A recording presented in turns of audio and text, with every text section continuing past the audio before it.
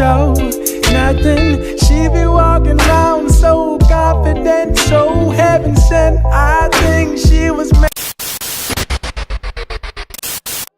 What's up, y'all? Welcome back to my channel. It's Dr. Nyambi, aka Beauty Enthused, and I'm going to be sharing with you how I achieve this chocolatey caramel type of color on my Evawigs unit. So the specs for this unit will be down in the description box. I hope you guys check that out. And I'm going to be sectioning off this wig first, just before I color, because it's a lot easier to run through it that way. I'm using cool light brown and soft brown of the L'Oreal High Color Highlights, and I got 6 boxes just in case because I hate running out of hair color.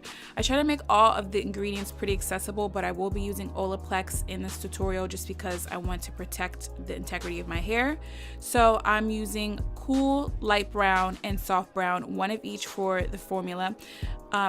Both of those boxes together equals 98 grams, and I'm using 1 to 1.5 ratio. So 98 times 1.5 is 147, and I'm adding the 98 grams of the color, so 245 altogether, if that makes sense. Okay, so I'm going to add my 40 volume developer, and that's 147 grams of this plus the 98 grams of the color equals 245, and I'm adding 1/16 of an ounce of my Olaplex, which is amazing. I'm sorry if you guys can't get your hands on it, but I needed to use it. So this is the consistency of the color. So remember, when we sectioned off the hair, this is going to make it a lot easier and a lot faster to just put the color all over the hair, drop that next section down, and just saturate completely. I want this to be a really nice solid base, so I'm going to make sure I evenly coat each section. I'm leaving about 1 centimeter of growth or a root just so it can look a little bit more natural. I don't want it to look freshly colored. I want it to look like it's growing out. So just 1 centimeter away from the scalp of the wig, all the way down. I'm going to saturate completely and use a generous amount of product.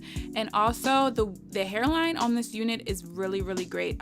As you guys know, I already uploaded my frontal customization video, and I will also link that somewhere on the screen. I've also bleached the knots. I've gently, lightly plucked the front of the wig. So as you can see, it does not look bad at all for being a pre-plucked unit. So after I finished coloring, I bagged up the hair, and I'm going to leave the color on for 45 minutes, checking about every 10 minutes or so, just making sure it doesn't get too light. And this is the color that I achieved. Look how beautiful and warm and chocolatey this hair is. This is exactly my goal. So I got my goal with the mixture of the two, and now it's time for the scrunch lights. For my bleach mixture, I used 40 volume developer and my blonde or bleaching powder.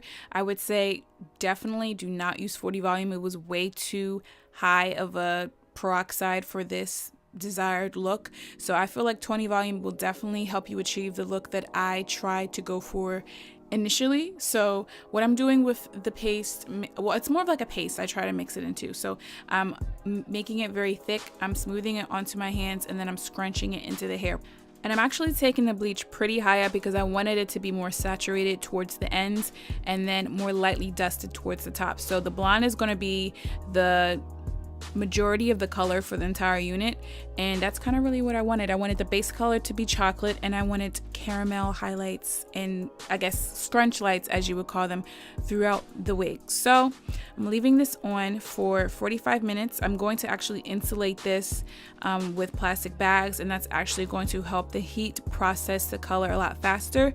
45 minutes, and I'm going to come back with the color that I achieved from the bleach.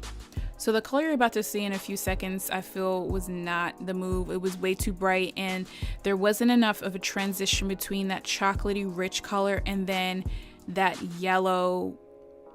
It was too much. So I decided to tone it with the Wella T35, and it turned out so much better. I actually left the toner on with 20 volume for about 30 minutes or so, and it turned into this beautiful, rich, caramel color. It's so much better, and I'm so glad I decided to change the color. So like I said, using 20 volume will definitely help you achieve this color without having to tone it. And yes guys, this is the completed look. This is what it looks like air dried and applied, and I am so glad that I was able to film this for you guys. If you've made it this far into the video, I just want to say thank you so much for watching. Thank you for supporting my content, and I'm actually going to be giving away a wig in this tutorial.